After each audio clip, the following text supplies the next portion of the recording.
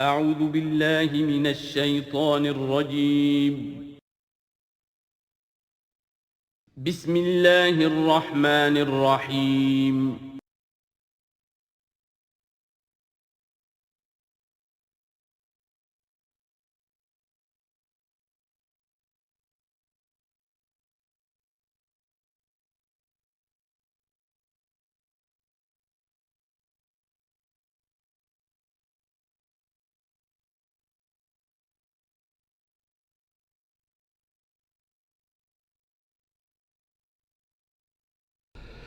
نحمده ونصلي على رسوله الكريم اما بعد فاعوذ بالله من الشیطان الرجیم بسم اللہ الرحمن الرحیم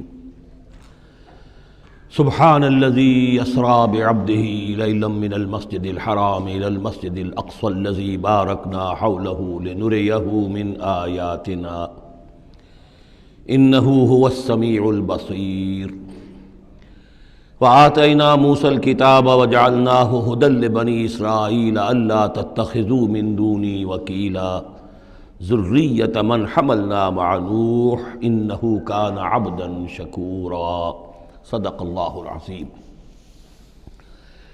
اس سے پہلے کہ ہم سورہ بنی اسرائیل کا ترجمہ شروع کریں، سورہ نحل کے آخری حصے میں ایک بڑی عظیم آیت آئی تھی کہ جس کے حوالے سے کسی قدر وضاحت ہونی چاہیے، لیکن چونکہ اس وقت میں چاہتا تھا کہ وقت کے اندر اندر اس کا ترجمہ مکمل ہو جائے تو میں اس وقت رکا نہیں۔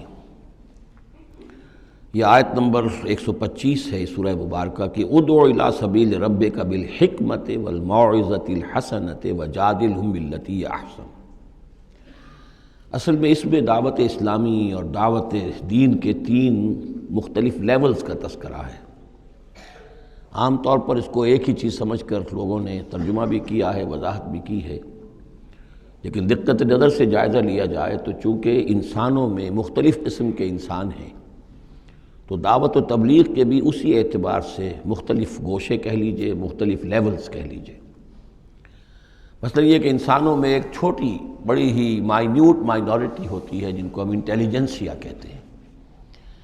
یہ وہ لوگ ہیں کہ جو عقل سے کام لیتے ہیں، کسی بات کو قبول کرتے ہیں تو پہلے عقل سے سمجھتے ہیں تب قبول کرتے ہیں، جذبات سے نہیں۔ اور یہ کہ کسی شے کو رد کرتے ہیں تو دلیل سے کرتے ہیں، اگر قبول کرتے ہیں تو دلیل سے، رد کرتے ہیں تو دلیل سے۔ یہ انٹلیکچول مائنورٹی آپ اسے کہیں یا انٹیلیجنسیا کہیں، یا یہ کہ اس کے لیے برین ٹرسٹ بھی ایک لفظ ہے کہ ہر معاشرے کے اندر اس طرح کے لوگ ہوتے ہیں، اور یہ ہوتے بہت کم ہیں تعداد میں، لیکن ڈیسائسو ہوتے ہیں۔ اس معاشرے کا جو بحیثیت مجموعی رخ ہے وہ یہ معین کرتے ہیں۔ عوام کی حیثیت جو ہے وہ ایسے ہے جیسے ایک انسان کے جسم میں ہاتھ پاؤں ہیں، اعضاء و جوارے ہیں، لیکن جو حیثیت ایک انسان کے جسم میں دماغ کی ہے وہ اس برین ٹرسٹ کی ہوتی ہے، انٹیلیجنسیا کی۔ یہ طبقہ جو ہے اس کو دعوت جو دی جائے تو ظاہر بات ہے کہ وہ واعظ سے نہیں، جذباتی نہیں، بالحکمہ، پختہ باتیں، عقلی دلائل، محکم باتیں، وہ حکمت جس کے بارے میں فرمایا گیا وَمَن یُؤْتَ الْحِکْمَةَ فَقَدْ أُوتِیَ خَیْرًا کَثِیرًا، سورہ بقرہ میں ہم پڑھائے ہیں۔ اور وہ حکمت کے جو 3 جگہ پر حضور صلی اللہ علیہ وسلم کی جو تعلیم و تربیت ہے اس کے مراحل میں سب سے اونچا مرحلہ بیان ہوا ہے، یتلو علیہم آیاتہ ویزکیہم ویعلمہم الکتاب والحکمہ۔ یہ حکمت جو ہے گہری باتیں، دانائی کی باتیں، عقل کی باتیں، مسلمہ اصول، ان کے حوالے سے یہ سمجھنا کہ کس شے کی اہمیت زیادہ ہے، کس شے کی اہمیت کم ہے، کیا چیز پرائمری امپورٹنس کی ہے، کیا سیکنڈری ہے، ان چیزوں کو جاننے والے لوگ جو ہیں، جو اصول پہچان لیتے ہیں، پھر اصولوں کو منطبق کرنا جانتے ہیں، تو ان کے لیے دعوت جو ہے وہ بھی بہرحال اسی سطح کی ہونی چاہیے کہ وہ دعوت جو ہے دلائل پر، براہین پر۔ جب قرآن کہتا ہے اپنے مخالفین سے ہاتوا برہانکم ان کنتم صادقین، لاؤ دلیل لاؤ، تو ظاہر بات ہے کہ پھر ان کے مخاطبین جو ہیں ان کو بھی حق پہنچتا ہے کہ وہ دلیل طلب کریں۔ اب اس کے لیے ظاہر بات ہے کہ وہی شخص یہ کام کر سکتا ہے جو خود اپنی ذہنی سطح کے اعتبار سے کافی بلند ہو چکا ہو، جس کا اپنا شعور بہت پختہ ہو چکا ہو۔ جب تک کہ وہ خود حکیم نہ ہو تو حکمت کے ساتھ دعوت کیسے دے گا؟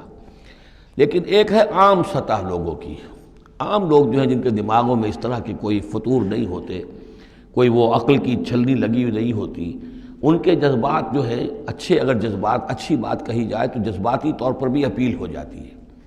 یوں سمجھیے کہ دل جو ہے ان کے کھلے ہیں، کھلی کتاب کے مانند ہیں، آپ جو چاہیں لکھ دیجئے، جیسے کھلی صاف سلیٹ ہے، اس پر آپ نے جو چاہا لکھ دیا۔ ایسے لوگوں کے لیے یہ ہے کہ موعظۃ الحسنہ، ایک بات جو ہے اچھی بات ہو، خلوص سے ساتھ کہی جائے، وہ شخص یہ محسوس کرے کہ جو بات یہ کہہ رہا ہے مجھ پر دھونس نہیں جمانا چاہتا، اپنے علم کا روب نہیں ڈالنا چاہتا، بلکہ یہ در حقیقت میری خیر خواہی کی وجہ سے، مجھ سے نفرت نہیں کرتا، میری تحقیر نہیں کر رہا ہے، جو یہ مجھ سے کہہ رہا ہے وہ خلوص سے کہہ رہا ہے۔ از دل خیزت بر دل ریزت، دل سے بات نکلے گی اور دل پہ جا اترے گی، یہ ہے موعظہ حسنہ۔ عوام الناس کے لیے دعوت جو ہے وہ اس لیول کے اوپر ہوتی ہے، وہ زیادہ عقلی اور منطقی اور بحثیں اور ان کے سامنے فلسفے کی جو ہے وہ کتابیں کھول کر آدمی بیٹھ جائے تو یہ گویا کہ ان پر ظلم ہے، یہ ان کے لیے تکلیف ما لا یطاق ہے۔ تو سب سے اوپر کا لیول ہے ادع الی سبیل ربک بالحکمہ، پھر ہے والموعظۃ الحسنہ عوام کے لیے۔ نمبر 3 وہ ہوتے ہیں کچھ لوگ معاشرے کے اندر کہ جو لوگوں کو گمراہ کرنے پر تلے ہوتے ہیں۔ مثلاً عیسائی مشنریز ہیں، انہیں تو خرچے ملتے ہیں، ان کے تنخواہیں ہیں، ان کے بجٹس ہیں، بڑی بڑی حکومتوں کی طرح کے بجٹ ان کے ہیں، ان کی ٹریننگ اس لیے ہو رہی ہے، انہیں خاص خاص ایشوز کے اوپر ٹرین کر کے بھیجا جاتا ہے مناظرہ کرنے کے لیے۔ قادیانیوں کا نظام ہے، بہائیوں کا نظام ہے، ان کے لیے یہ ہے کہ لوگوں کو ٹریننگ دے کر وہ مجادلے کے لیے، مناظرے کے لیے، بحث کے لیے، اس کے لیے ان کو تیار کیا گیا ہوتا ہے۔ یہ بات مان کر دینے والے نہیں ہوتے، آپ خلوص کے ساتھ ان سے بات کریں گے تو وہ در حقیقت وہ تو یوں سمجھیے کہ ادھار کھائے بیٹھے ہوتے ہیں اس پر کہ انہوں نے بات نہیں ماننی، بلکہ یہ کہ لوگوں کو گمراہ کرنا ہے۔ ان کے ساتھ جدال کرنا پڑتا ہے، جو جھگڑنا بھی پڑتا ہے، بحث بھی کرنی پڑے گی، لیکن اس بحث میں بھی جو ہمارے ہاں مناظرے کا لفظ آیا ہے، قرآن مجید میں مناظرے کا لفظ نہیں آیا ہے، مجادلے کا لفظ آیا ہے۔ جادلہم، ہاں ان سے جھگڑو، انہیں جواب دینے پڑیں گے ایسے کہ جو انہیں خاموش کر دیں، اگر وہ خاموش نہیں ہوں گے تو عوام الناس کے اوپر ان کا اثر ہو جائے گا۔ لیکن اس مجادلے میں بھی تمہارا اپنا اخلاقی معیار برقرار رہنا چاہیے، نیچے نہ اترو، گالم گلوچ پر نہ آ جاؤ، بہت گھٹیا انداز اختیار نہ کر لو، بلکہ جیسے کہا گیا کہ ان کے معبودوں کو گالیاں نہ دینی شروع کر دو، بلکہ یہ کہ اس میں بھی ہمیں آداب، اس کے اندر بھی آداب کو ملحوظ رکھتے ہوئے۔ تو یہ 3 لیولز ہیں، ادعو الی سبیل ربک بالحکمۃ والموعظۃ الحسنۃ وجادلہم باللتی احسن۔ اب اس میں ہر ایک کے لیے پھر تیاری کرنی ہوگی۔ قادیانیوں سے مباحثے کرنے کے لیے ظاہر بات ہے عام آدمی نہیں کر سکتا جب تک کہ ان اسپیشل ایشوز کے اوپر اس کو صحیح جو ہے اس کو تعلیم نہ دے دی گئی ہو، اس کے اوپر تربیت نہ ہو گئی ہو۔ اور اسی طریقے سے جو بہائیوں نے کوئی مسائل اٹھائے ہوئے ہیں، منکرین حدیث نے کوئی اٹھائے ہوئے ہیں، تو اس طرح کے لیے جو ہے یہ 3 لیولز ہیں، ان کو سمجھ لیجیے۔ اب آئیے ہم سورہ بنی اسرائیل کی طرف چل رہے ہیں۔ یہ قرآن مجید کے وسط میں 2 عظیم خزانے ہیں حکمت قرآنی کے، سورہ بنی اسرائیل اور سورۃ الکہف، اور یہ نہایت حسین و جمیل جوڑا ہے۔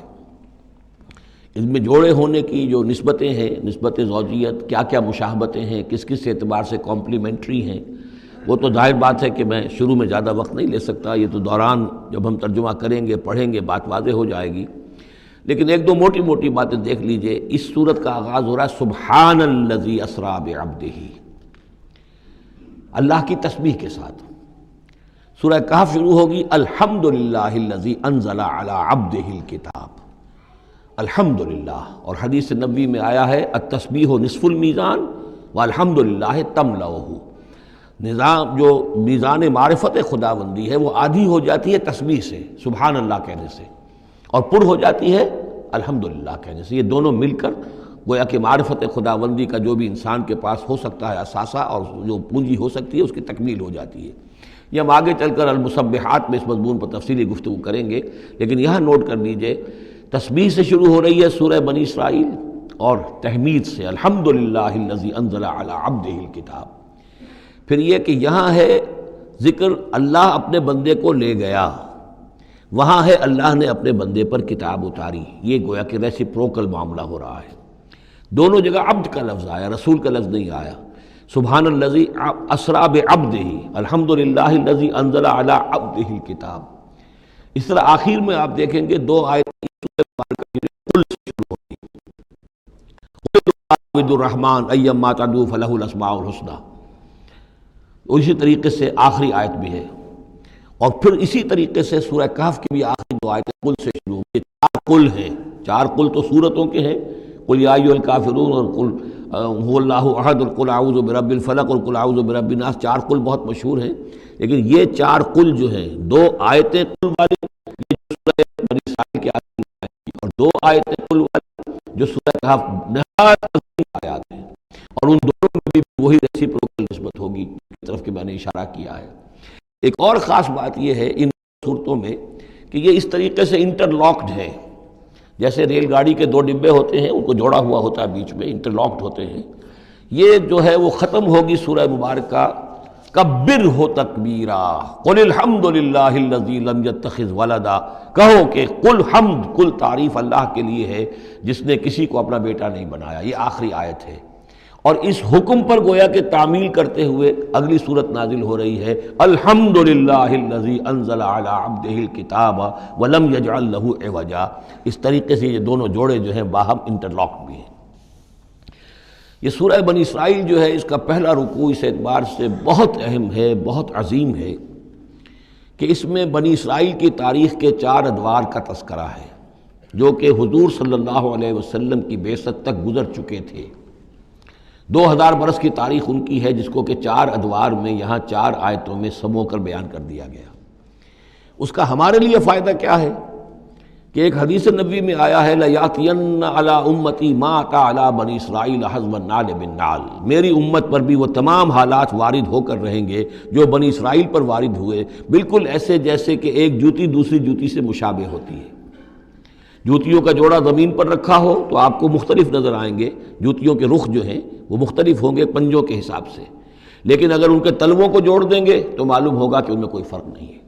تو اسی طریقے سے 4 ادوار امت مسلمہ، امت محمد صلی اللہ علیہ وسلم کی تاریخ کے گزر چکے ہیں۔ تو گویا کہ اپنے آپ کو سمجھنے کے لیے بھی یہ آئینہ جو ہے ان آیات میں جو تاریخ بنی اسرائیل کا آ رہا ہے وہ بہت مفید ہے۔ چنانچہ اس پر میں نے ایک مضمون لکھا تھا، وہ پھر پہلے تو اب چھپتا ہے چھوٹی شکل میں، وہ ایک کتابچہ ہے تنظیم اسلامی کا تاریخی پس منظر، اور اس کے بعد ایک بڑی کتاب بھی اب آ چکی ہے، سابقہ اور موجودہ مسلمان امتوں کا ماضی، حال اور مستقبل، اردو میں وہ کتاب بھی موجود ہے جو اس موضوع پر ہے۔ لیکن اس ضمن میں جو کچھ مجھ پر کھلا ہے وہ در حقیقت ان آیات کے حوالے سے اور اس حدیث کی کنجی سے، وہ حدیث جو ہے گویا کہ وہ ایک کنجی کی حیثیت رکھتی تھی جس سے کہ میں نے ان آیات میں جو خزانہ مضمر ہے علم کا اور معرفت کا اور معلومات کا، اس کو میں نے کھولا ہے اللہ کے فضل و کرم سے۔ اب جو ہے انگریزی میں بھی یہ کتابچہ جو ہے چھوٹا بھی موجود ہے، rise and fall of the Muslim ummah, اور دوسری طرف انگریزی میں اب دوسری کتاب کی بھی ترجمانی آ گئی ہے، لیسنز فرام ہسٹری، اور وہ سب کے سب جیسا کہ میں نے عرض کیا یہاں سے ماخوذ ہے۔ سبحان الذی اسریٰ بعبدہ لیلا من المسجد الحرام الی المسجد الاقصی، پاک ہے وہ ذات کہ جو لے گئی راتوں رات اپنے بندے کو صلی اللہ علیہ وسلم مسجد الحرام سے، یعنی مکہ مکرمہ خانہ کعبہ کے پاس سے، الی المسجد الاقصی، دور کی مسجد کی طرف، یعنی یروشلم، بیت مسجد اقصی جو کہ قبلہ رہا ہے بنی اسرائیل کا، الذی بارکنا حولہ، جس کے ماحول کو ہم نے بابرکت بنایا ہے۔ یہ بابرکت اس اعتبار سے بھی ہے کہ بہت ہی یعنی دنیاوی اعتبار سے بھی بہت زرخیز علاقہ ہے، بہت اچھی آب و ہوا ہے، اور اس اعتبار سے بھی کہ یہاں سینکڑوں نبی آئے ہیں، وہ حضرت ابراہیم کا مدفن بھی وہیں ہے، حضرت ابراہیم کا مسکن وہ رہا ہے، بہت سے انبیاء وہاں رہے ہیں، اور یہ جو مرکز رہا ہے یروشلم کا، ہیکل سلیمانی، یہ نہ معلوم کتنے نیک لوگ جو ہیں یہاں رہے ہیں اور یہاں پر عبادتیں ہوتی رہی ہیں، تو وہ پورا ماحول جو ہے روحانی اعتبار سے بھی مادی اعتبار سے بھی بڑا بابرکت ہے۔ یہ اشارہ ہو رہا ہے معراج کے سفر کی طرف، جس کے 2 حصے ہیں، ایک حصہ زمینی اور حصہ پھر آسمان کی طرف۔ زمینی حصہ یہ ہے کہ مسجد حرام سے اور مسجد اقصی یروشلم تک حضور کو لے جایا گیا، اور اس کے بعد پھر وہاں سے جو ہے اسینٹ، جو اوپر اٹھنا جو ہے آسمانوں کی طرف کا سفر جو ہے وہ شروع ہوا ہے۔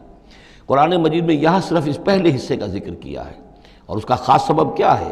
اس کا سبب یہ ہے کہ اب گویا کہ اعلان ہو رہا ہے کہ محمد الرسول اللہ صلی اللہ علیہ وسلم کو اللہ تعالیٰ ان دونوں دین کے جو توحید کے عظیم مراکز تھے ان کا متولی بنا رہا ہے، محمد کو اور ان کی امت کو صلی اللہ علیہ وسلم وعلی اصحابہ الصلاۃ والسلام۔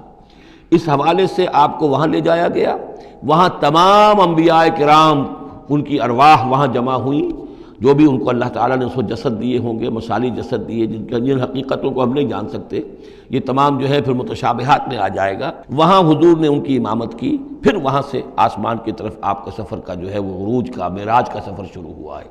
اس کا ذکر قرآن مجید میں اس دوسرے حصے کا جو ہے وہ پھر سورۃ النجم میں آئے گا مختصر طور پر، یہاں صرف اس کے زمینی حصے کا ذکر ہے۔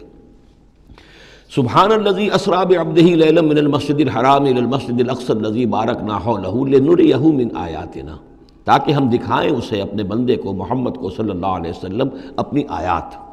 انہ هو السمیع العلیم، یقیناً سمیع البصیر، یقیناً وہی اللہ ہے سب کچھ سننے والا، سب کچھ دیکھنے والا۔ اب اس کے بعد وہ جو مرکز تھا وہاں پر، چونکہ بنی اسرائیل کی تاریخ کا وہ مرکز رہا ہے، حضرت سلیمان علیہ السلام نے اس کو تعبیر کیا تھا، تو اب ان کی تاریخ کا حوالہ شروع ہو رہا ہے۔ وَآتَيْنَا مُوسَى الْكِتَابَ، اور ہم نے موسیٰ کو کتاب دی تھی یعنی تورات۔ وَجَعَلْنَاهُ هُدًى لِبَنِي اسرائیل، اور ہم نے اسے بنایا تھا ہدایت نامہ، رہنمائی بنی اسرائیل کے لیے۔ وہ ہدی للناس اس معنی میں نہیں تھی کہ تمام نوع انسانی کے لیے ہو، بلکہ وہ در حقیقت بنی اسرائیل کے لیے ہدایت نامہ۔ وَجَعَلْنَاهُ هُدًى لِبَنِي اسرائیل أَلَّا تَتَّخِذُوا مِن دُونِي وَكِیلًا، اور اس کی تعلیم کا لب لباب اور خلاصہ، توحید کا اصل جو جوہر ہے، مغز ہے، وہ کیا ہے؟ اللہ کے سوا کسی کو کارساز نہ سمجھو، مت پکڑو کسی اور کو میرے سوا کارساز، کسی پر تمہارا بھروسہ، کسی پر توکل نہ ہو میرے سوا۔ یہ توحید کا لب لباب ہے اور خلاصہ ہے۔ ذریۃ من حملنا مع نوح، اے وہ لوگوں جو اولاد ہو ان کی جن کو ہم نے اٹھایا تھا نوح کے ساتھ، سوار کیا تھا کشتی میں نوح کے ساتھ۔ حضرت نوح علیہ السلام کے 3 بیٹے، سام، حام، یافس، اور ظاہر بات ہے سام ہی کی نسل ہے یہ کہ جس میں حضرت ابراہیم کی پیدائش ہوئی، اور انہی کی نسل ہے یہ بنی اسرائیل۔ تو گویا کہ یہاں ذکر ہو رہا ہے کہ وہ جو لوگ حضرت نوح علیہ السلام کے ساتھ بچا لیے گئے تھے ان کی کشتی میں، انہی میں سے ایک کی نسل تم ہو۔ ذریۃ من حملنا مع نوح انہ کان عبدا شکورا، یقیناً وہ ہمارا بہت ہی شکر گزار بندہ تھا، حضرت نوح علیہ السلام کے بارے میں۔ وَقَضَيْنَا إِلَىٰ بَنِي إِسْرَائِيلَ فِي الْكِتَابِ لَتُفْسِدُنَّ فِي الْأَرْضِ مَرَّتَيْنِ، اور ہم نے یہ پہلے ہی متنبہ کر دیا تھا بنی اسرائیل کو کتاب میں کہ 2 مرتبہ تم زمین میں بڑا فساد بچاؤ گے۔ وَلَتَعْلُنَّ عُلُوًّا كَبِيرًا، اور بہت ہی تم سرکشی کرو گے، بہت بڑی سرکشی کرو گے۔ یعنی 2 ادوار تم پر ایسے آئیں گے، شرارتیں کرو گے، سرکشی کرو گے، دین سے دور ہو جاؤ گے، لہو و لعب میں مبتلا ہو جاؤ گے، عیاشیوں کے اندر، اور اس میں تمہارا جو ہے اللہ تعالیٰ کی طرف سے پھر تمہارے اوپر عذاب کے کوڑے برسیں گے۔ اب یہاں پہ بٹوین دی لائن یہ ہے کہ اس سے پہلے ان کا ایک دور آیا کہ جس کے اندر ان کو اللہ تعالیٰ نے ان پر رحمتیں فرمائیں۔ کیونکہ ہم کچھ چیزیں پڑھ چکے ہیں تاریخ بنی اسرائیل کے ضمن میں، وہ ذہن میں رکھیے۔ حضرت موسیٰ علیہ السلام لے کر نکلے بنی اسرائیل کو مصر سے، تو یہ 1400 قبل مسیح کی بات ہے۔ اس کے بعد وہ آئے ہیں، تورات انہیں ملی ہے جبکہ وہ جبل طور کے پاس پڑاؤ ڈالا ہے۔ وہاں سے پھر شمال مشرق کی طرف چلے ہیں، جب کہا گیا کہ جنگ کرو، قوم نے انکار کر دیا، تو 40 برس تک کی سزا مل گئی ان کی بزدلی کی وجہ سے۔ 40 برس تک وہ اسی صحرا میں بھٹکتے پھرے۔ اسی دوران حضرت موسیٰ کا انتقال ہو گیا اور حضرت ہارون کا بھی انتقال ہو گیا۔ لیکن پھر صحرا میں جو نسل پیدا ہوئی وہ پلی بڑھی، وہ ہمت والی تھی، مشقت دیکھی ہوئی تھی اس نے پھر جنگ کی اور جہاد کیا۔ حضرت یوشع ابن نون جو خلیفہ اول تھے حضرت موسیٰ علیہ السلام کے، ان کی سرکردگی میں تو فلسطین فتح کر لیا۔ پہلا شہر جو فتح ہوا وہ اریحا یا جریکو ہے، تو آج بھی موجود ہے وہ شہر۔ اس کے بعد انہوں نے کچھ عرصے کے اندر پورا فلسطین فتح کر لیا۔ لیکن غلطی یہ کی کہ اس میں ایک مرکزی حکومت نہیں بنائی، بہت سے 12 حکومتیں، 12 قبیلے تھے، جیسے 12 چشمے ان کو دیے گئے تھے، 12 حکومتیں بنا لی۔ پھر آپس میں لڑنے بھی لگے، طوائف الملوکی ہوئی۔ تو آس پاس کے جو مشرک اور کافر قومیں تھیں سیریا وغیرہ میں اور آس پاس اردن کے رہنے والی، انہوں نے پھر جو ہے ان کے اندر ریشہ دوانی شروع کی، اور ایک دور یہ آیا کہ اس میں ان کو بہت سے لوگوں کو اپنے گھروں سے نکال دیا گیا، اور وہ لوگ بڑی ہی زوال سے 2-4 ہو گئے۔ تب انہیں ہوش آیا، انہوں نے سیموئیل نبی جو ان کے تھے ان سے کہا کہ ہمارے لیے سپہ سالار مقرر کیجئے، ایک سپہ سالار ہو تاکہ اس کے پیچھے ہم سب کے سب 12 کے 12 قبیلے جمع ہو کر جنگ کریں، تو پھر یہ کہ اپنے دشمنوں پر فتح حاصل ہو۔ یہ وقفہ تقریباً 300 برس کا ہے، جس کے بعد وہ جنگ ہوئی ہے طالوت اور جالوت کی، اور حضرت طالوت نے جالوت کو قتل کیا۔ پھر حضرت داؤد منظر پر آ گئے، پھر طالوت، حضرت داؤد اور حضرت سلیمان، یہ 3 ان کی حکومتیں ہیں تقریباً 100 برس پر پھیلی ہوئی۔ 16 برس طالوت کے، 40 برس حضرت داؤد کے، 40 برس حضرت سلیمان کے۔ یہ گویا کہ ان کی خلافت راشدہ ہے۔ جیسے ہمارے یہاں حضرت ابوبکر کا دور مختصر ہے، پھر حضرت عمر، پھر حضرت عثمان رضی اللہ تعالی عنہم، تو یہ مل کر جو ہمارے ہاں بنتے ہیں 24 برس 3 خلافتوں کے، ان کے ہاں یہ 100 برس کا عرصہ ہے۔ لیکن حضرت عثمان کے بعد آپ کو معلوم ہے کہ تقسیم ہو گئی تھی مملکت، اس لیے کہ حضرت علی رضی اللہ تعالی عنہ کی خلافت کو حضرت امیر معاویہ نے تسلیم نہیں کیا، تو شام اور مصر کے علاقے علیحدہ رہے۔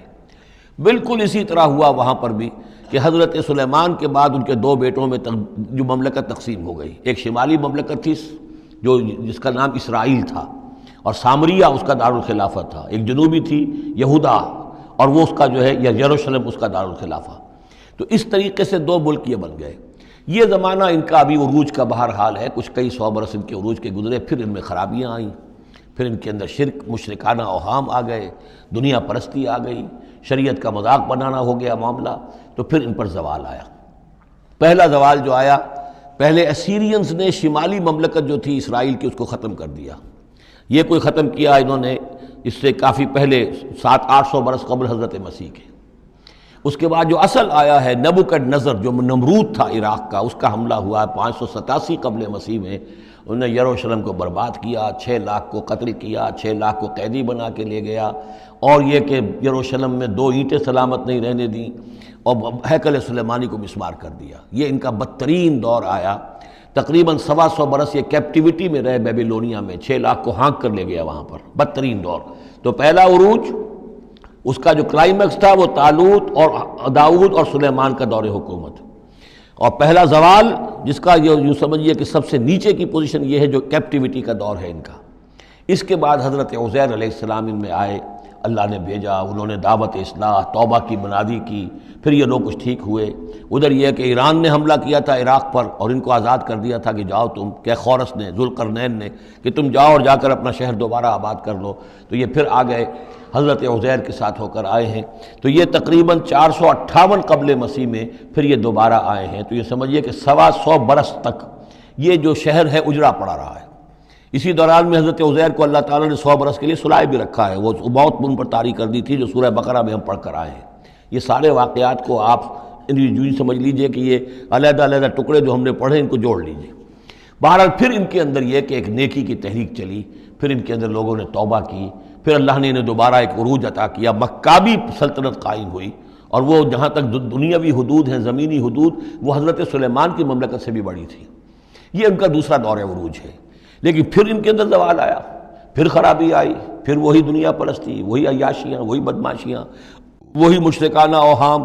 اس کے نتیجے میں پھر ان پر جو کوڑے پڑے ہیں وہ پہلے تو پڑے ہیں یونانیوں کے ہاتھوں، سکندر مقدونی نے پہلے فتح کیا ان کو، پھر سلیوکس جو اس کا سپہ سالار تھا وہ ان پر حکمران رہا ہے۔ اس کے بعد یہ ہے کہ پھر رومنز آ گئے، رومنز نے ان کو فتح کر لیا، ان کی حکومتیں چلتی رہیں۔ یہ دوسرا دور ہے۔ اس دور میں پھر یہ ہے کہ رومن ہی کے ہاتھوں سن 70 عیسوی میں دوبارہ یروشلم تباہ و برباد ہوا، 1,33,000 یہودی ایک دن میں قتل کیے۔ پھر دوبارہ وہ ٹیمپل یا ہیکل سلیمانی جو دوبارہ تعمیر کر لیا تھا حضرت عزیر کے بعد، پھر وہ مسمار کر دیا گیا، اور وہ آج تک مسمار پڑا ہوا ہے۔ اور گویا کہ حضور صلی اللہ علیہ وسلم کی بعثت کے وقت 500 برس ہو چکے تھے اس کو مسمار ہوئے ہوئے۔ سن 70 عیسوی میں وہ مسمار ہوا، اور 571 میں حضور کی پیدائش ہے، یعنی آپ کی پیدائش بھی پورے 500 برس بعد ہوئی ہے، جبکہ یہ رومیوں کے ہاتھوں ہیکل سلیمانی تباہ و برباد کر دیا گیا تھا۔ یروشلم میں پھر کوئی متنفس نہیں رہا، لیکن یہ کہ بعد میں جو ہے اس کے اندر ان کو یہاں سے نکال باہر کیا گیا، ان کا ڈائسپورا شروع ہو گیا۔ وہ ڈائسپورا اس صدی کے شروع میں ختم ہوا ہے، وہ پھر میں بعد میں بات کروں گا۔ یہ ساری داستان بڑی اہم ہے، اس لیے کہ یہ سابقہ امت مسلمہ ہے۔ یہ وہ امت مسلمہ ہے جس کے ہاں 1400 برس تک نبوت رہی، جس کے ہاں 3 کتابیں نازل ہوئی ہیں، جن کے بارے میں قرآن میں 2 جگہ ہے کہ یا بنی اسرائیل اذکروا نعمتی التی انعمت علیکم وانی فضلتکم علی العالمین، میں نے تمام جہان والوں پر تمہیں فضیلت دی ہے۔ تو اسی طریقے سے پھر ان کو معزول جب کرنے کے بعد ہم سامنے آئے ہیں تو حضور نے بتایا وہی کچھ تم پر بھی ہوگا اور وہی کچھ ہم پر بھی ہوا ہے۔ ہمارا بھی پہلا عروج عربوں کی زیر قیادت تھا، پھر زوال آیا۔ پہلے پٹائی ہوئی کروسیڈرز کے ہاتھوں، پھر جو پٹائی ہوئی ہے، بڑی پٹائی جو ہوئی ہے وہ ہوئی ہے پھر ہلاکو اور چنگیز کے ذریعے سے، فتنہ تاتار۔ اس کے بعد پھر جو ہے وہ قیادت بدل گئی، عربوں کی قیادت کے بجائے ترکوں کی قیادت آ گئی۔ وہ وہی لوگ جنہوں نے لاکھوں کروڑوں مسلمان قتل کیے، پھر وہ ایمان لے آئے، پھر اسلام لے آئے، انہی کے ذریعے کی مختلف حکومتیں بنی، ترکان تیموری اور ترکان صفوی اور ترکان سلجوقی اور ترکان عثمانی۔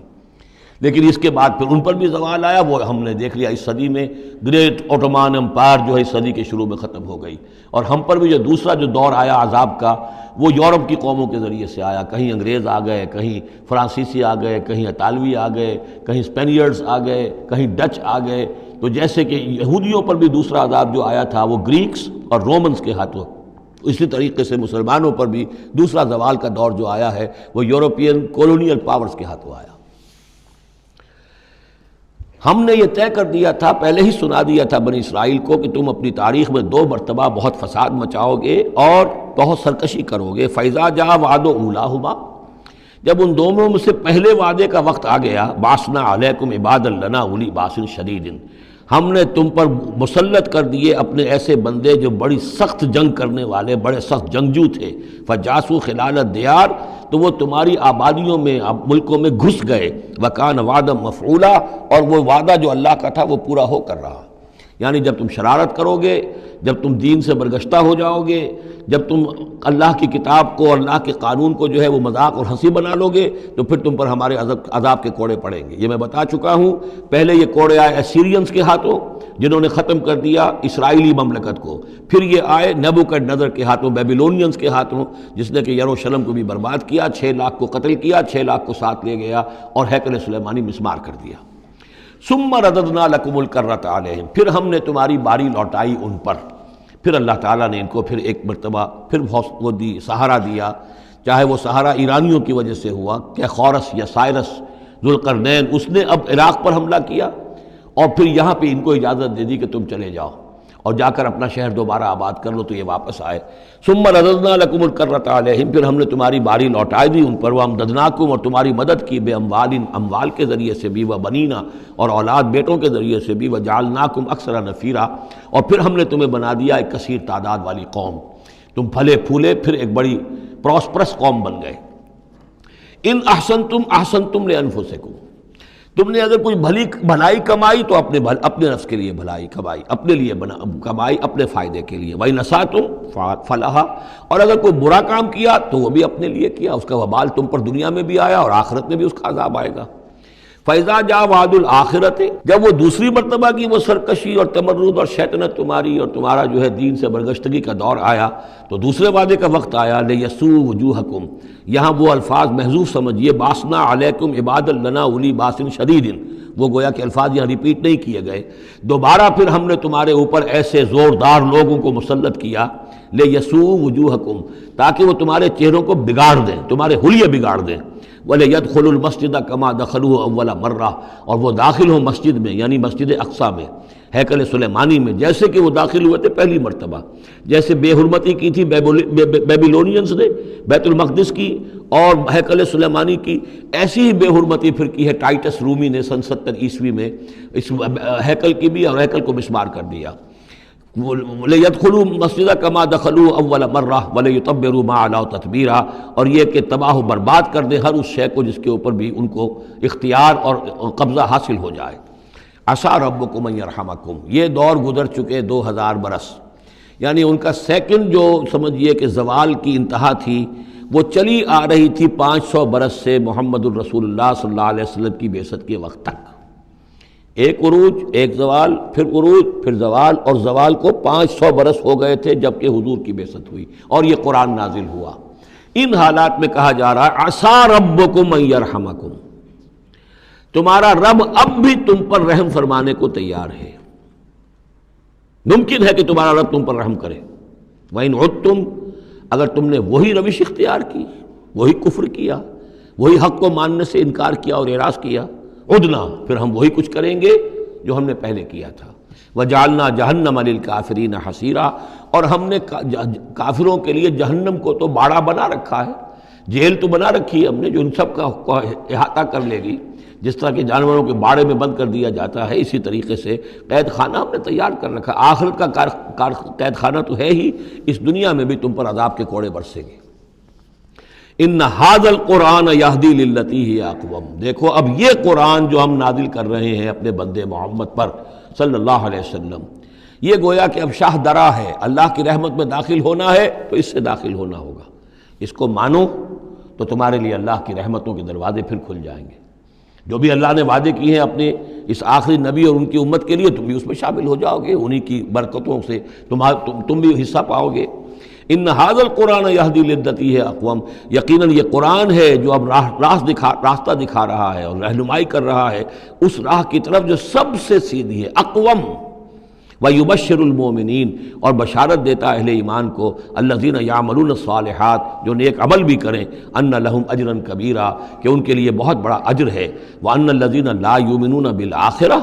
اب دیکھیے جہاں بھی وہ بات آتی ہے عمل کی خرابی کی تو ایمان بالآخرہ کا تذکرہ، اور وہ لوگ کہ جو ایمان نہیں رکھتے آخرت پر، آتدنا لہم عذابا علیما، ان کے لیے تو ہم نے فراہم کیا ہوا ہے دردناک عذاب۔ یہ پہلا رکوع 10 آیات کا بہت ہی اہم ہے تاریخی اعتبار سے، اور اس کو سمجھنا چاہیے۔ یہ خد و خال یہ ہماری ہی گویا کہ امت مسلمہ ایک ہم ہیں، الحمدللہ امت محمد میں شامل ہیں، لیکن یہ بھی ایک امت مسلمہ تھی، یہ سابقہ امت مسلمہ ہے، اور ابھی یہ ختم نہیں ہوئی، یہ موجود ہے۔ اگر ڈپوزڈ ہے، معزول کر دی گئی ہے، وہ دوسری بات ہے، اور تقریباً 2000 برس سے یہ بڑے سختیوں کے اندر تھی، لیکن اب تقریباً 100 برس سے یہ ابھر کر آ گئی ہے، اور یوں سمجھیے کہ اب 2 پتنگیں اوپر چڑھ رہی ہیں۔ ایک سابقہ امت مسلمہ کی 1917 سے چڑھنی شروع ہوئی، بالفور ڈکلریشن، 1948 میں اسرائیل بن گیا، 1967 میں اسرائیل کی جو توسیع ہو گئی، 1991 میں آپ کو معلوم ہے کہ جو اس کا اربوں میں ایک ہی دشمن ہو سکتا تھا جس سے اسے خطرہ تھا، عراق، اس کا برکس نکال دیا گیا۔ اب وہ اس پورے علاقے کے اندر تو کتنی بڑی طاقت ہے کہ کسی عرب ملک کے اندر یہ جرت نہیں ہے کہ وہ اسرائیل کا مقابلہ کر سکے۔ لیکن یہ کہ امت مسلمہ میں بھی رنائسنس شروع ہوا ہے، یہ بھی اپنے انتہائی زوال کو پہنچ چکی تھی اس صدی کے آغاز میں۔ پہلی جنگ عظیم کے بعد جب سلطنت عثمانیہ ختم ہوئی، خلافت ختم ہو گئی 1924 میں، تو اس کے بعد سے یہاں بھی ایک رنائسنس شروع ہو چکا ہے۔ یہاں بھی پھر آزادی کی تحریکیں چلیں، پھر جو ریوائیول کی تحریکیں، احیائی تحریکیں، جماعت اسلامی کی تحریک، اخوان کی تحریک، مخزومی پارٹی، اسی طریقے سے جو ایران میں تھے فدائی، یہ تحریکیں چل رہی ہیں۔ تو اس کو بھی جاننا بہت ضروری ہے کہ یہ جو صدی ہماری گزری ہے، اب ختم ہو رہی ہے، اس صدی کے دوران ہمارا ایک زوال کا عمل بھی چل رہا تھا، اور ایک یہ کہ ایک نئی ایک ترقی کی طرف بھی ہم آگے بڑھے ہیں رفتہ رفتہ۔ یہ دونوں پروسیس سائیڈ بائی سائیڈ، مرج البحرین یلتقیان بینہما برزخ لا یبغیان، یہ دونوں عمل چل رہے ہیں۔ ان تمام چیزوں کا صحیح اندازہ ہونا چاہیے، ذہن میں خاکہ ہونا چاہیے، تاکہ کوئی شخص دین کی خدمت کر رہا ہو تو اسے معلوم ہو زمان و مکان کے اعتبار سے میں کہاں ہوں، کس جگہ کھڑا ہوں، ماضی کیا ہے، سامنے کیا ہے، داہنے بائیں کیا حالات ہیں۔ تو یہ ساری چیزیں جو ہیں ان کو سمجھنا بہت ضروری ہے۔ چنانچہ وہ جو میں نے چند کتابوں کا تذکرہ کیا ان کو غور سے پڑھیے، 2 مختصر ہیں، 2 ذرا اس سے بڑی ہیں۔ وَيَدْعُو الْإِنسَانُ بِالشَّرِّ دُعَاءَهُ بِالْخَيْرِ، اور انسان پکار بیٹھتا ہے شر جبکہ وہ پکار رہا ہوتا ہے اپنے نزدیک خیر۔ یعنی جب انسان دعا کرتا ہے اللہ یوں کر دے، اسے یہ معلوم نہیں کہ یہ اس کے لیے شر ہے، مانگ رہا ہے، جیسا کہ ہم پڑھ چکے سورہ بقرہ میں، عسیٰ ان تکرہوا شیئا وہو خیر لکم، اے اللہ یہ چیز مجھ سے دور کر دے، جو چیز تم ناپسند کرتے ہو حقیقت میں اس میں تمہارا خیر ہے۔ وعسیٰ ان تحبوا شیئا وہو شر لکم، اور ہو سکتا ہے تم کسی شے کو پسند کرو اور اس میں تمہارے لیے شر ہے۔ اللہ یعلم وانتم لا تعلمون، اللہ جانتا ہے تم نہیں جانتے۔ اصل بات کیا کہ اللہ کے حوالے کیا جائے، تفویض الامر، اے اللہ تیرے حوالے، سپردم بے تو مایا خیشرا تو دانی حساب کم و بیشرا، تیرے علم میں جو چیز میرے لیے خیر ہے وہ فیصلہ فرما دے، چاہے مجھے اچھی لگے یا بری لگے، لیکن تیرے علم میں۔ اللہم انی استخیرک بعلمک واستقدرک بقدرتک واسألک من فضلک العظیم، میں تو تیری قدرت سے قدرت چاہتا ہوں، تیرے علم سے خیر چاہتا ہوں، مجھے کیا پتہ کس شے میں خیر ہے کس میں شر ہے، تو جانتا ہے۔ لیکن انسان کیا ہے، وہ تو اپنی عقل کو آگے رکھتا ہے، اے اللہ یوں کر دے، ایسا ہو جانا چاہیے، حالانکہ اس کو نہیں معلوم کہ بے وقوف جو شے مانگ رہا ہے وہ اس کے لیے خیر نہیں ہے، شر ہے۔ وَيَدْعُو الْإِنسَانُ بِالشَّرِّ دُعَاءَهُ بِالْخَيْرِ، اور انسان مانگ بیٹھتا ہے اپنے لیے شر جبکہ وہ مانگ رہا ہوتا ہے اپنے تئیں، اپنے خیال میں، اپنے ذوق میں خیر۔ وَكَانَ الْإِنسَانُ عَجُولًا، اور انسان بہت جلد باز ہے، اس جلد بازی کی وجہ سے، شارٹ سائٹڈنس کی وجہ سے وہ شر کو خیر، خیر کو شر سمجھ بیٹھتا ہے۔ وَجَعَلْنَا اللَّيْلَ وَالنَّهَارَ آیَتَيْنِ، اور ہم نے رات اور دن کو 2 نشانیاں بنا دیا ہے۔ فَمَحَوْنَا آیَةَ اللَّيْلِ، تو ہم نے رات والی نشانی کو تو تاریک بنا دیا، اسے مٹا دیا، محو کر دیا. وجعلنا آیۃ النہار مبصرۃ، اور دن والی نشانی کو ہم نے سجھانے والی بنا دیا، روشن کر دیا. لتبتغوا فضلا من ربکم، تاکہ اس روشنی کے اندر تم اپنے رب کا فضل تلاش کرو، تمہاری جو معاشی جد و جہد ہے اس کے لیے بھاگ دوڑ کر سکو. ولتعلموا عدد السنین والحساب، اور دن اور یہ رات کا جو فرق ہے اور تفاوت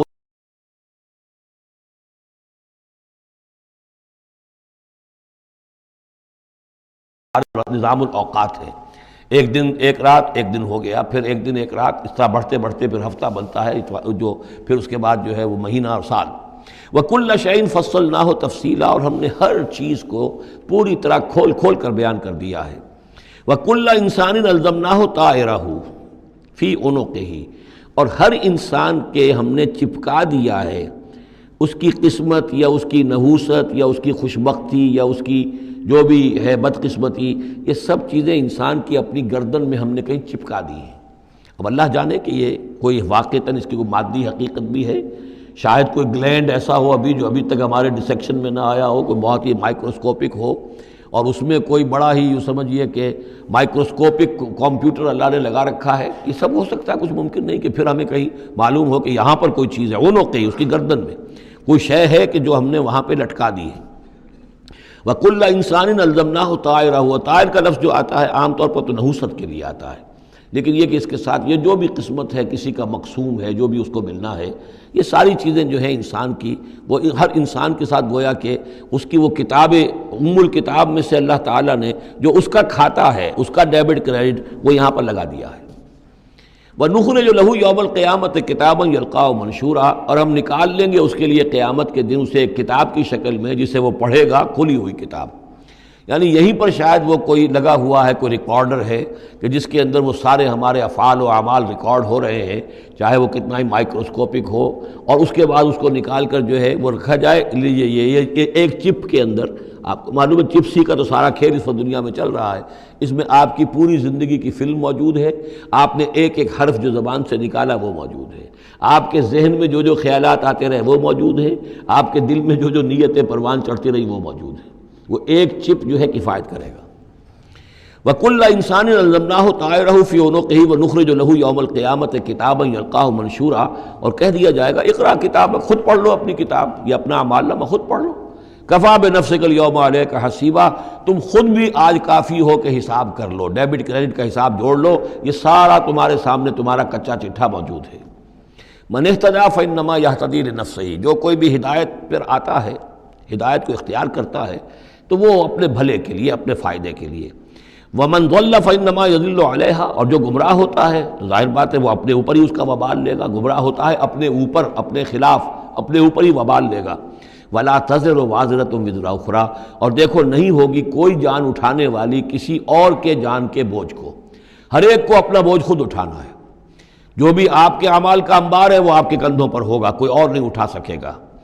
وما كنا معذبين حتى نبعث رسولا ومن ضل ولا تزر وازرة وزر اخرى وما كنا معذبين حتى نبعث رسولا. یہ میں نے پہلے بھی حوالہ دیا تھا. آج یہ اللہ کی سنت رہی ہے کہ کسی قوم کے اوپر عذاب ہلاکت، عذاب استیصال، چھوٹے عذاب تو آتے رہتے تھے، لیکن یہ کہ بڑا عذاب جس سے کہ قوم کو نسیہ منسیہ کر دیا جائے، جیسے قوم نوح اور قوم ہود اور قوم صالح پر آئے وغیرہ، ان کے بارے میں اللہ کا قانون یہ ہے کہ جب تک رسول کو نہ بھیج دیا جائے، رسول حق کا حق ہونا واضح نہ کر دے، کوئی اشتباہ نہ رہے، حق مبرہن ہو جائے، اتمام حجت ہو جائے.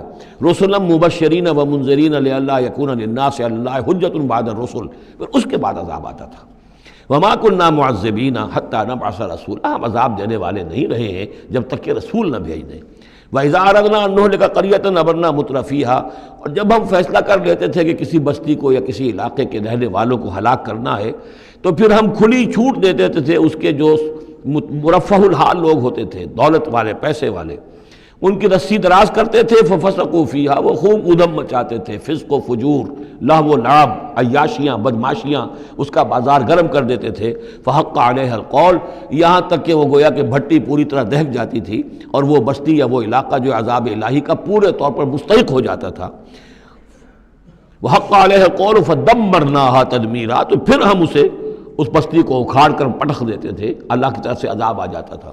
یعنی یہ بتایا جا رہا ہے کہ عذاب آنے میں سب سے بڑا حصہ جو ہوتا ہے کسی قوم کے سرمایہ داروں کا ہوتا ہے، ان کی رنگ رلیاں، ان کے جو بھی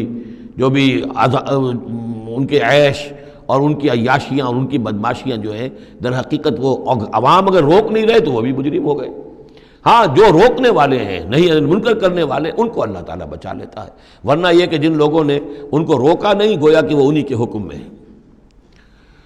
وَكَمْ أَهْلَكْنَا مِنَ الْقُرُونِ مِنْ بَعْدِ نوح، اور کتنی ہی نسلوں اور قوموں کو ہم نے ہلاک کیا ہے نوح کی قوم کے بعد۔ وَكَفَىٰ بِرَبِّكَ بِذُنُوبِ عِبَادِهِ خَبِيرًا بَصِيرًا، اور آپ کا رب کافی ہے لوگوں کے گناہوں سے واقف ہونے کے اعتبار سے، وہ جانتا ہے۔ کفا بربک بذنوب عبادہ خبیرا بصیرا، خبیر اور بصیر ہونے کے اعتبار سے خوب جانتا ہے کس نے کیا کمایا ہے، کس نے کون کون سے گناہ جو ہیں اپنے نامہ اعمال میں درج کرائے ہیں۔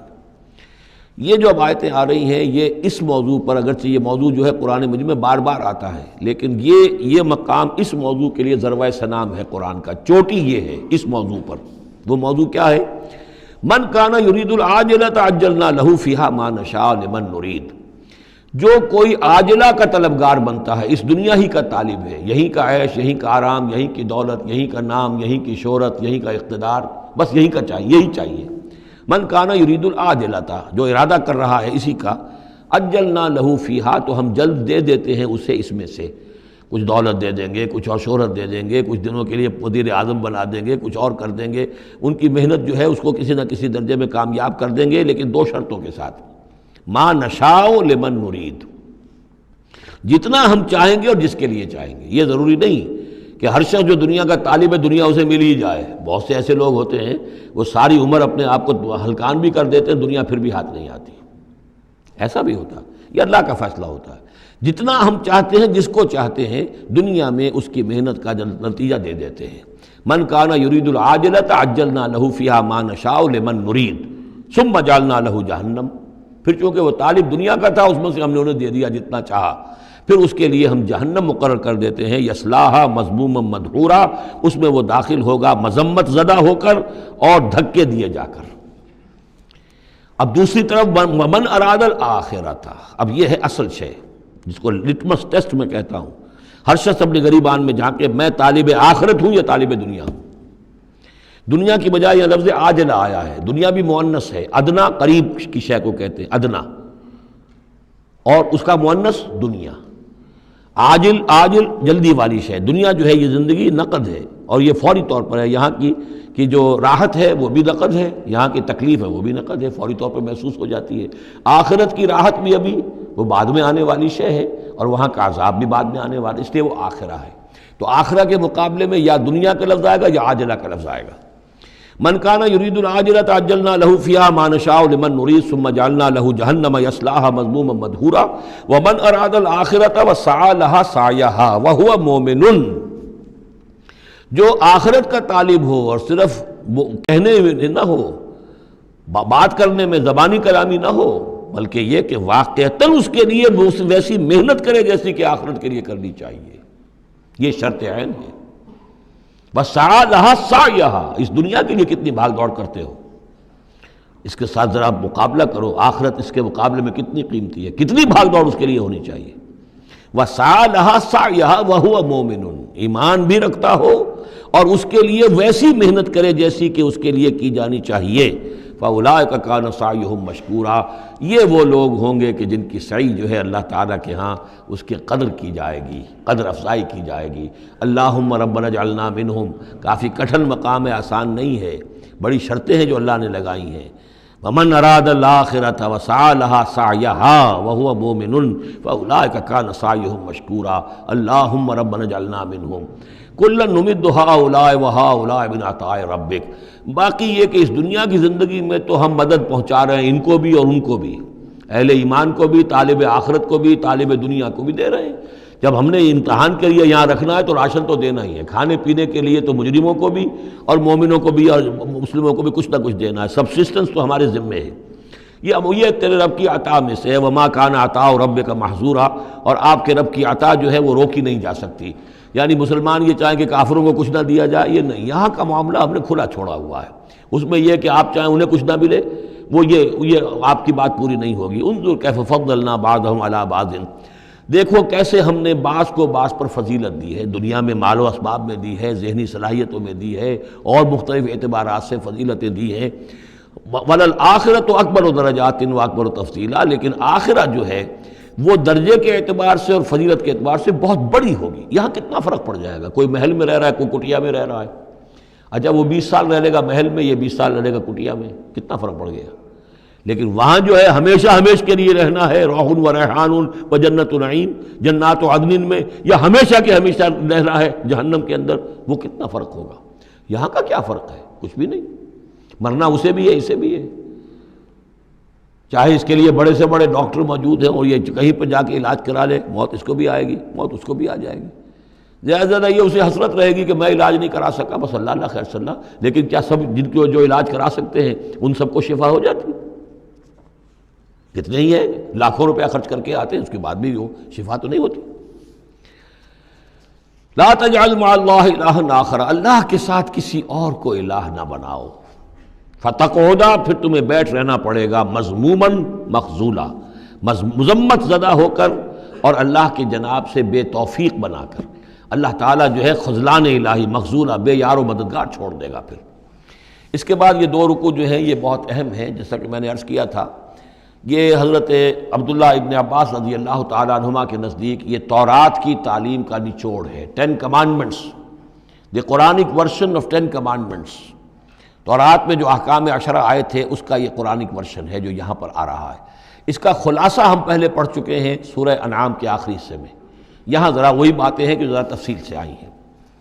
وَقَضَىٰ رَبُّكَ أَلَّا تَعْبُدُوا إِلَّا إِيَّاهُ، تیرے رب نے فیصلہ کر دیا ہے کہ نہیں پوجو گے سوائے اس کے کسی کو۔ وَبِالْوَالِدَيْنِ إِحْسَانًا، اور اللہ کے اور والدین کے ساتھ احسان، نیک سلوک۔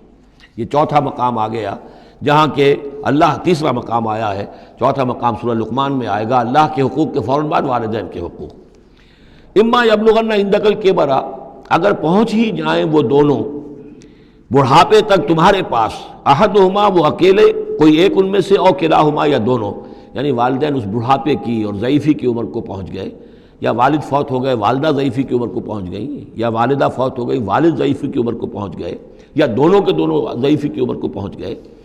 اما یبلغن عندک الکبر احدہما او کلاہما فلا تقل لہما اف، تو انہیں اف تک مت کہو، جھڑکنا نہیں، ولا تنہرہما، ان کو جھڑکو مت، وقل لہما قولا کریما، ان سے بات کرو نرمی کے ساتھ، ادب کے ساتھ۔ کسی وقت ان کی بات ٹالنی بھی پڑ جاتی ہے، ابا جان یہ بات تو میں نہیں کر سکتا، میری مجبوری ہے، لیکن سختی کے ساتھ نہیں، ایسی بات نہ ہو کہ جس سے ان کا دل دکھے کہ آج یہ میرے سامنے سینہ تان کر بات کر رہا ہے، کل یہی تھا وہ جو چھوٹا چھوٹا سا لپٹتا تھا میری ٹانگوں میں آ کر، اور وہ یہی ہے جسے میں گود میں لیے پھرتا تھا، یہ دل دکھے نہ۔ وَاخْفِضْ لَهُمَا جَنَاحَ الذُّلِّ مِنَ الرَّحْمَةِ، یہ آگے جو میں نے کہا تھا والدین کے لیے بھی اپنے بازوؤں کو، کندھوں کو عاجزی کے ساتھ ان کے سامنے جھکا کر رکھو، سینہ تان کر بات نہ ہو ان سے، بات جب بھی ہو معلوم ہو کہ جھکے ہوئے ہیں، ان کا ادب کر رہے ہیں۔ وَقُلْ رَبِّ ارْحَمْهُمَا كَمَا رَبَّيَانِي صَغِيرًا، اور دعا کیا کرو کہ اے میرے رب ان پر رحم فرما دونوں پر، جیسے کہ انہوں نے ہمیں پالا، مجھے پالا جب کہ میں چھوٹا سا تھا، میں تو سب سے زیادہ ضعیف تھا، کمزور تھا، میرے لیے غذا کا، میرے آرام کا، مجھے تکلیف ہو تو تڑپتے یہ تھے، تو اے پروردگار اب ان کے احسانات کا میں کیا بدلہ چکا سکتا ہوں، میں تجھ ہی سے درخواست کرتا ہوں کہ جو کچھ احسانات انہوں نے مجھ پر کیے ہیں تو ان کو، ان کے طفیل، تو ان کی خطائیں بخش دے اور ان پر رحم فرما۔ وَقُلْ رَبِّ ارْحَمْهُمَا كَمَا رَبَّيَانِي صَغِيرًا ربکم عالم بما فی نفوسکم، تمہارا رب واقف ہے خوب جو کچھ تمہارے دلوں میں ہوتا ہے۔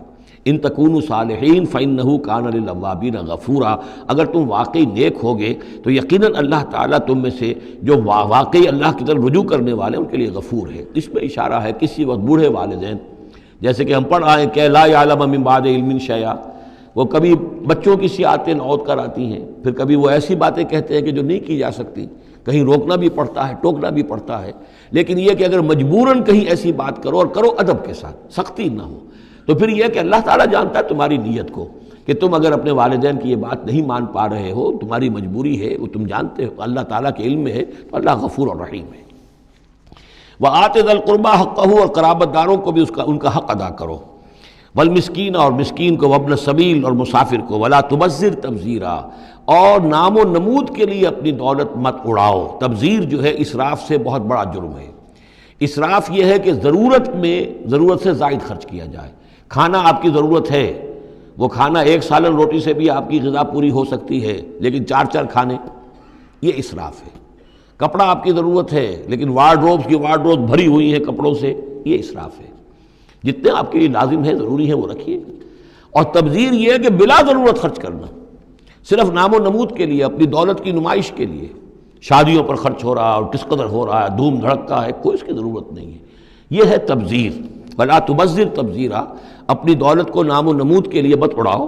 ان المبذرین کانوا اخوان الشیاطین، یقیناً یہ مبذرین جو ہیں، یہ فضول خرچی کرنے والے، بیکار دولت اڑانے والے، اپنی دولت کی نمائش کے لیے، یہ شیطانوں کے بھائی ہیں۔ یہ کیوں ہے؟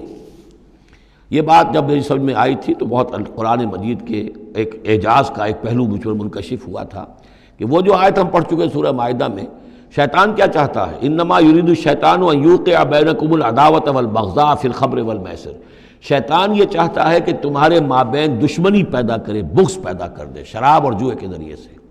وہی بغض اور دشمنی جو ہے وہ اس سے پیدا ہوتی ہے کہ کسی سیٹھ صاحب کی بیٹی کی شادی ہے اور اس پر جو کچھ ہو رہا ہے، وہ جو پوری کوٹھی جو ہے وہ بنی ہوئی ہے، بقائے نور بنی ہوئی ہے اور دھوپ دھڑ رہا ہے۔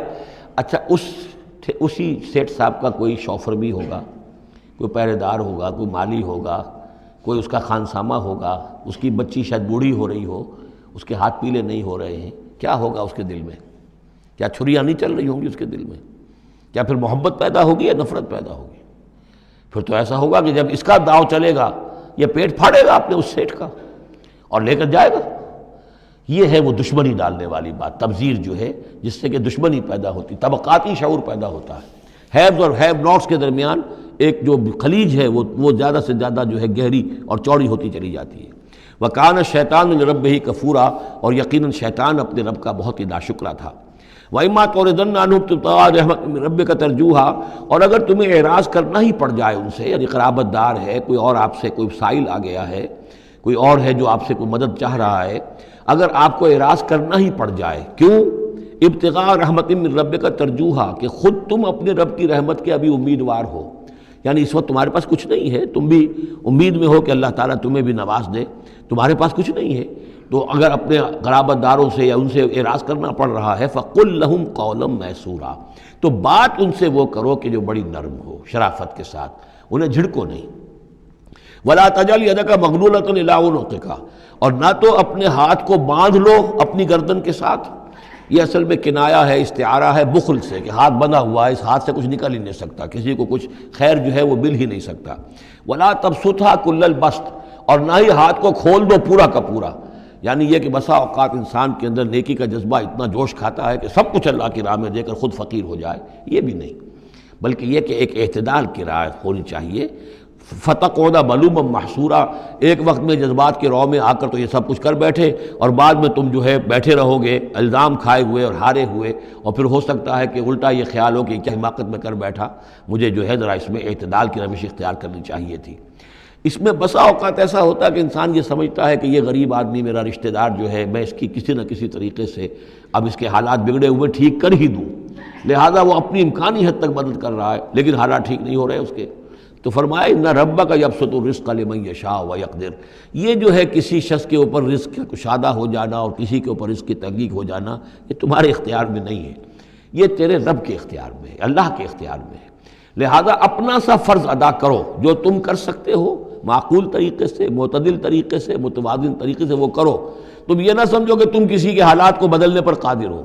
ان ربک یبسط الرزق لمن یشاء ویقدر، یہ تو تیرا رب ہی ہے کہ جو کھول دیتا ہے رزق جس کے لیے چاہتا ہے، کشادہ کر دیتا ہے اور تنگ کر دیتا ہے جس کے لیے چاہتا ہے۔ انہ کان بعبادہ خبیرا بصیرا، یقیناً وہ اپنے بندوں کے حق میں اپنے بندوں سے پوری طرح باخبر ہے اور ان کے حالات کو دیکھ رہا ہے۔ ولا تقتلوا اولادکم خشیۃ املاق، اور اپنی اولاد کو قتل مت کرو مفلسی کے اندیشے سے۔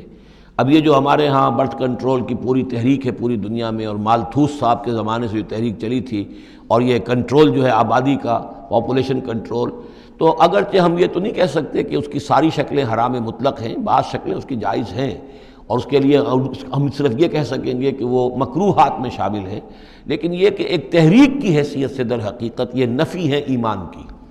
اللہ پر توکل نہیں ہے، اللہ کے رازق ہونے پر بھروسہ نہیں ہے، اپنے حساب کتاب کو جوڑ رہے ہو، تمہیں کیا پتہ اللہ کے خزانے کون کون سے ہیں؟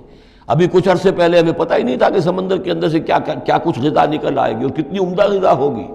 یہ گوشت جو آپ کو سمندر سے ملتا ہے یہ کس قدر عمدہ ہے صحت کے لیے، باقی جو گوشت ہم کھاتے ہیں اوپر سے ریڈ میٹ، اس کے اندر کیا کیا ہیزرڈز ہیں اور کیا کیا خرابیاں ہماری صحت کے لیے، اور یہ جو ہے جو ہمیں ملتا ہے سمندر سے یہ کس قدر عمدہ ہے، لحمن طریہ جو ہم پڑھ چکے ہیں، تو معلوم نہیں تھا۔